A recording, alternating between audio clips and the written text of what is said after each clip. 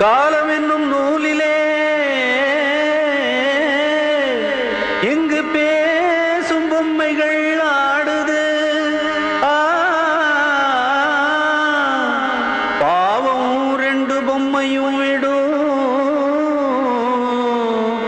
கண்ணீர் கன்னத்தில் ஓடுது.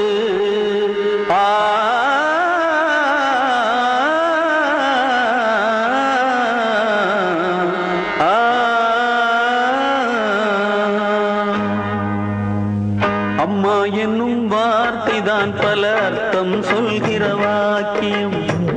எல்லோருக்கும் வாய்க்குமா அதை காதால் கேட்கிற பாக்கியம்.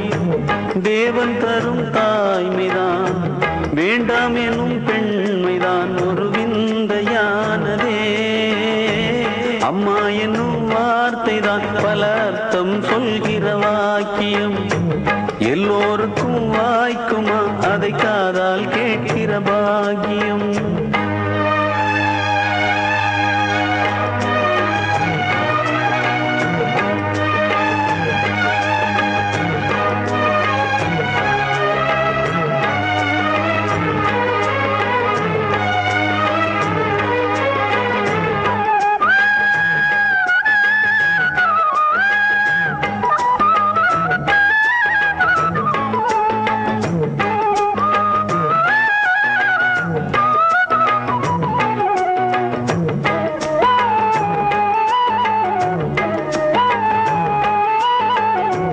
கன்றுகளை ஈன்றெடுக்க ஆடும் ஆடும் அஞ்சுதா. கர்ப்பத்தடை வேண்டும் என்று தெய்வத்திடம் கெஞ்சுதா. பிள்ளை ஒன்று வேண்டும் என்று எத்தனையோ தாய்க்குலம் கோயில் குளம் சாமி என்று சுற்றி வந்து வேண்டிடும். சுற்றி வந்த போதிலும் பெற்றெடுக்க கூடுமோ? முக்குளிக்கும் யாருமே முத்தெடுக்காகுமோ? பெண்ணை ஒரு தெய்வமாய் பேசுகின்ற காரணம் அவள் தாங்கும் தாய்மைதான். அம்மா என்னும் வார்த்தைதான் பல அர்த்தம் சொல்கிற வாக்கியம். எல்லோருக்கும் வாய்க்குமா அதை காதால் கேட்கிற பாக்கியம். தேவன் தரும் தாய்மைதான் வேண்டாம் எனும் பெண்மைதான் ஒரு விந்தையானதே. அம்மா எனும் வார்த்தைதான் பல அர்த்தம் சொல்கிற வாக்கியம்.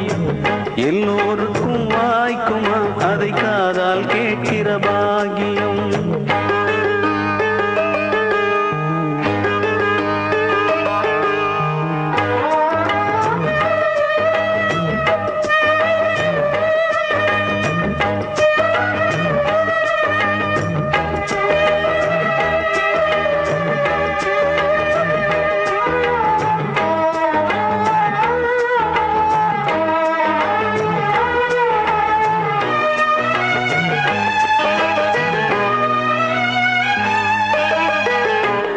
இரண்டு மாதம் என்று அன்னை படும் வேதனை.